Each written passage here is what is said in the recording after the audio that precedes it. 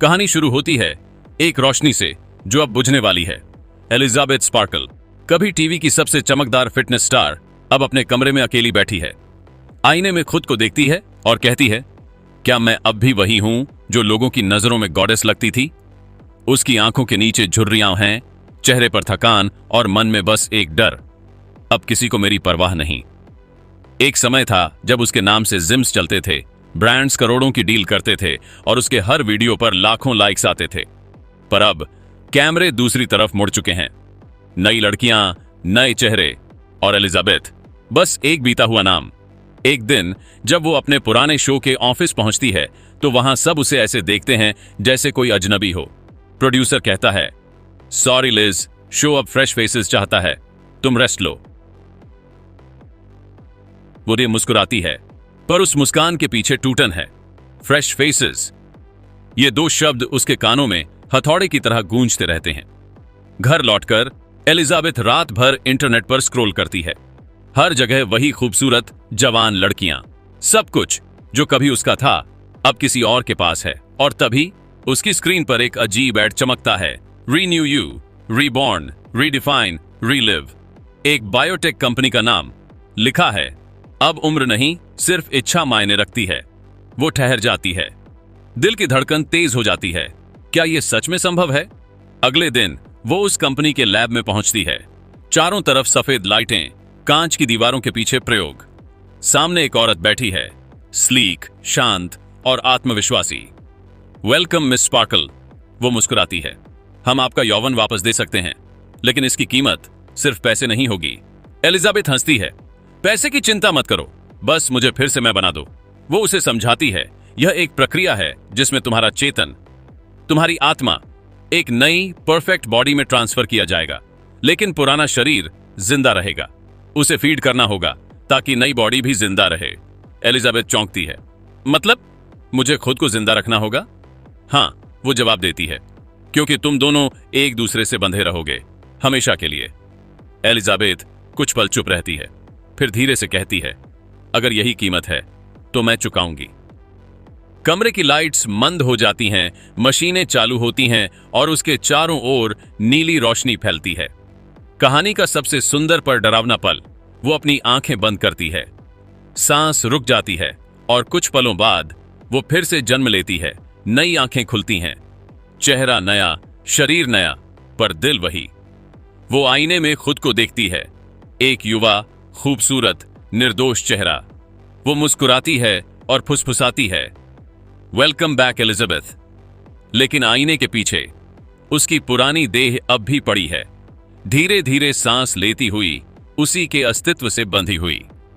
अब दो एलिजाबेथ हैं, एक जवान, एक मरने को मजबूर, और यही इस कहानी की शुरुआत है। वो रात एलिजाबेथ के लिए एक नई सुबह थी, या शायद किसी पुराने अंधेरे की वापसी। नई देह में उसका पहला दिन, और दुनिया जैसे फिर से झुक गई उसके सामने। उसके कदम हल्के थे, चेहरे पर चमक और आंखों में वही चमकदार जुनून जो सालों पहले खो गया था। वो आईने के सामने खड़ी थी, धीरे से अपने बालों को पीछे करती है। उंगलियां नए चेहरे को छूती हैं, जैसे किसी अजूबे को महसूस कर रही हो। क्या मैं सच में वापस आ गई हूं? उसके होंठों से निकलती है एक धीमी हंसी, शांत पर पागलपन भरी। आईने के पार फर्श पर पड़ी उसकी पुरानी बॉडी धीरे धीरे सांस ले रही है। वो अब बस एक खोल है जिससे उसकी नई जिंदगी जुड़ी हुई है।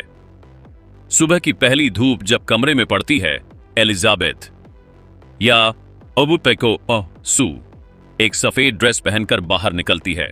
हर निगाह उस पर ठहर जाती है, हर चेहरा उसकी ओर मुड़ता है। सड़क के दोनों ओर लोगों की आंखों में वही पुरानी दीवानगी लौट आई थी। वो मुस्कुराती है, देखो अभी भी सब मेरा है। हर कदम पर उसका आत्मविश्वास लौट रहा था और हर मुस्कान के साथ उसका अहंकार भी। वो उसी शो के ऑफिस पहुंचती है जहां कुछ दिन पहले उसे यह कहकर निकाल दिया गया था, तुम बूढ़ी हो चुकी हो। अब वही ऑफिस, वही प्रोड्यूसर, लेकिन उनके सामने खड़ी थी सू, एक रहस्यमयी, खूबसूरत और चमकती महिला। हाय, मैं सू हूं, ऑडिशन के लिए। उसने बस इतना कहा और कमरे में सन्नाटा छा गया। कैमरे ऑन हुए, स्पॉटलाइट उस पर पड़ी और सू ने जब पोज लिया, हर कोई जैसे सांस लेना भूल गया। कुछ ही पलों में प्रोड्यूसर उठा। तुम ही वो चेहरा हो जिसकी हमें तलाश थी। वो मुस्कुराती है, धीरे से कहती है, शायद किस्मत को मेरी याद आ ही गई। रात को जब सू अपने घर लौटती है तो कमरे में सन्नाटा गूंजता है। पर्दों के पीछे दीवार के पास उसकी पुरानी बॉडी अब भी पड़ी है, कमजोर, फीकी और सांसों पर टिकी हुई। सू पास जाकर झुकती है। वो उसके चेहरे को छूती है। आराम करो, मेरी वजह से तुम अमर हो। लेकिन असल में वो खुद को ही झूठ बोल रही थी, क्योंकि सच ये था, उसकी नई जिंदगी उसी पुराने शरीर के जिंदा रहने पर टिकी थी।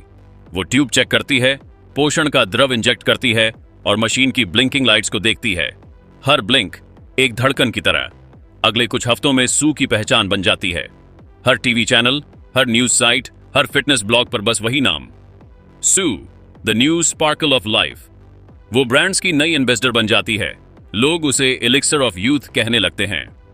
इंटरव्यू में मुस्कुराकर कहती है, age is just a number and I have proved it. लाखों लड़कियां उसके जैसा बनना चाहती हैं और पुराने साथी जो उसे कभी भूल चुके थे, अब फिर से उसके पैरों में गिर रहे थे। वो हर मुस्कान के साथ एक बात सोचती थी।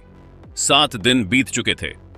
कंपनी के निर्देश के मुताबिक हर 7वें दिन उसे स्विच करना होता था ताकि दोनों शरीर संतुलन में रहें। वो अपने कमरे में जाती है, ब्लड लाइन कनेक्ट करती है, नीली रोशनी कमरे में भर जाती है। वो लेटती है, आंखें बंद करती है और मशीन शुरू होती है। उसका चेहरा तड़पता है, शरीर कांपता है और अचानक सब कुछ अंधेरा। कुछ पल बाद पुराना शरीर जागता ही है। एलिजाबेथ फिर से खुद को देखती है। वही झुर्रियां, वही थकान, वही नफरत। वो उठकर बैठती है, आईने में सू की मुस्कुराती तस्वीर देखती है और फुसफुसाती है, मैंने खुद को बेच दिया अपनी ही कीमत पर। अब जब एलिजाबेथ अपने पुराने शरीर में होती है तो वो बाहर नहीं जाती। वो सिर्फ देखती है टीवी पर सू का चेहरा, लोगों की चीखें, तालियां। वो धीरे से मुस्कुराती है, लेकिन आंखों से आंसू बहते हैं। मैंने कहा वो किए हूं और फिर भी मैं नहीं। वो सू की तस्वीर को देखती है और सोचती है, कहीं मैंने अपने भीतर की इंसान को तो नहीं खो दिया। समय बीतता है। सू अब इतनी व्यस्त हो चुकी है कि घर में किसी को आने नहीं देती। एक दिन वो फैसला करती है, पुरानी बॉडी को हमेशा के लिए छिपा देना होगा। वो दीवार तोड़ती है, अंदर एक सीक्रेट स्पेस बनाती है, एलिजाबेथ की पुरानी बॉडी को वहां रखती है, ट्यूब्स जोड़ती है, मशीनें सेट करती है और धीरे से दीवार बंद कर देती है। जब आखिरी ईंट लगती है, वो रुकती है। पीछे से पड़ोसी की आवाज आती है, सब ठीक है सू?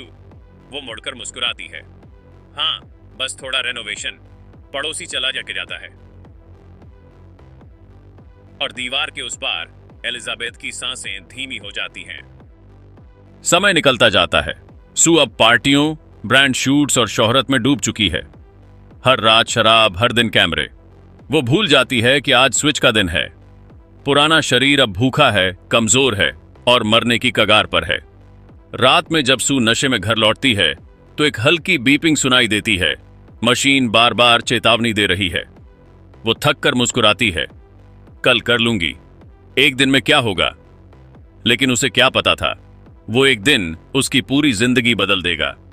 रात के सन्नाटे में घर की दीवारों के अंदर से एक हल्की आवाज आती है, धीमी पर बेचैन सांसों की आवाज।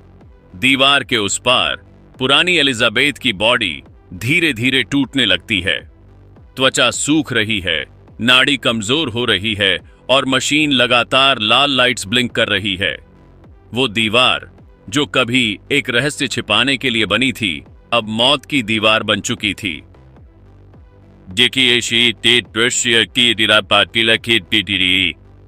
वहीं दूसरी तरफ सू एक पार्टी में है। फ्लैशेस, म्यूजिक और उसकी मुस्कुराहट। लोग उसके इर्द गिर्द झूम रहे हैं। वो शराब का गिलास उठाती है और कहती है, चीयर्स टू इटर्नल यूथ। लेकिन तभी एक अजीब सी ठंड उसके शरीर में दौड़ जाती है। वो कांपती है, जैसे किसी ने भीतर से खून खींच लिया हो। वो हंसकर नजरें छिपाती है, पर भीतर कुछ गड़बड़ है। किसी अदृश्य डोर से खींची जा रही है उसके पुराने शरीर की तरफ। अगली सुबह वो जब आईने के सामने आती है तो देखती है उसके चेहरे पर हल्की झुर्रियां उभर आई हैं। वो हैरान होती है। नहीं, ये कैसे हो सकता है? वो मेकअप उतारती है, चेहरे को छूती है। त्वचा पहले जैसी नहीं, उसकी आंखें थक चुकी हैं। वो तुरंत दीवार की ओर भागती है। मशीन की आवाज अब एकदम तेज है। घबरा जाती है। दीवार खोलने की कोशिश करती है, पर दीवार तो सीमेंट से सील कर दी गई थी। उसके हाथ कांपते हैं, पसीने से भरा चेहरा। नहीं, नहीं, वो मर नहीं सकती। अगर वो मरी तो मैं भी। अब कैमरा दिखाता है उसकी आंखों में सूक्ष्म दरारें, त्वचा के नीचे धड़कती नसें। वो देखती है आईने में उसका चेहरा धीरे धीरे फीका पड़ रहा है। वो फुसफुसाती है, मैं वही हूं, वही एलिजाबेथ, मैं सू नहीं हूं। पर आईना अब उसकी बात नहीं मानता। वो आईने को घूरती है और अचानक आईना खुद बोल पड़ता है, तुम सोचती हो तुम नई हो, तुम बस पुरानी आत्मा का नया चेहरा हो। वो चिल्लाती है, चुप रहो। आईना दरारों से भर जाता है। हर दरार में सू खुद को दो रूपों में देखती है, एक जवान, एक मुरझाई। दोनों एक दूसरे को घूर रही हैं। दोनों एक दूसरे से नफरत करती हैं। कमरे में मशीनें एक एक कर बंद होने लगती हैं। दीवार के भीतर से कमजोर धड़कन की आवाज आती है और बाहर सू के शरीर में झटके शुरू हो जाते हैं। वो गिरती है, फर्श पर तड़पती है। उसकी आंखें उलट जाती हैं, चेहरे से खून टपकता है। कंपनी का अलर्ट सिस्टम उसके फोन पर आता है, warning, host instability detected, immediate sync required. वो रेंगते हुए दीवार तक पहुंचती है। God, please, not now. वो दीवार तोड़ने के लिए अपने नाखूनों से सीमेंट खुरचती है। उसके हाथ खून से भर जाते हैं। हर खरोंच के साथ उसकी पुरानी बॉडी की हल्की सांस और धीमी होती जाती है। कंपनी को कॉल करती है। Something's wrong. The body's failing. आवाज आती है, Calm down, Miss Sparkle. The system can be rebalanced, but only if both hosts survive. Do you understand? वो चिल्लाती है, She's dying. I sealed her. I can't reach her. थोड़ी देर सन्नाटा, फिर जवाब, Then Miss Sparkle, you've killed yourself. Call cut जाती है। वो फोन गिरा देती है और दीवार के पास बैठ जाती है। धीरे धीरे सांसें फूल रही हैं। चेहरा पसीने में डूबा है। दीवार के अंदर कोई और अब आखिरी बार सांस ले रहा है। अंदर की बॉडी अब लगभग निष्प्राण है। एलिजाबेथ की आंखें खुली हैं, पर उनमें कोई रोशनी नहीं। उसकी हथेली दीवार को छूती है, जैसे वो सू को महसूस कर रही हो। उसी समय दीवार के बाहर सू की हथेली भी उसी जगह टिकती है। दोनों हाथ, दो दुनियाएं एक दूसरे को छूने की कोशिश में। फिर सब शांत। मशीन की आवाज बंद हो जाती है। अगले दिन शो का सेट। सू शूट पर आती है। लाइट्स ऑन होती हैं, कैमरे रोल करते हैं, लेकिन उसका चेहरा अब वैसा नहीं। मेकअप के नीचे छिपी दरारें, थकी आंखें और झुर्रियों की हल्की लकीरें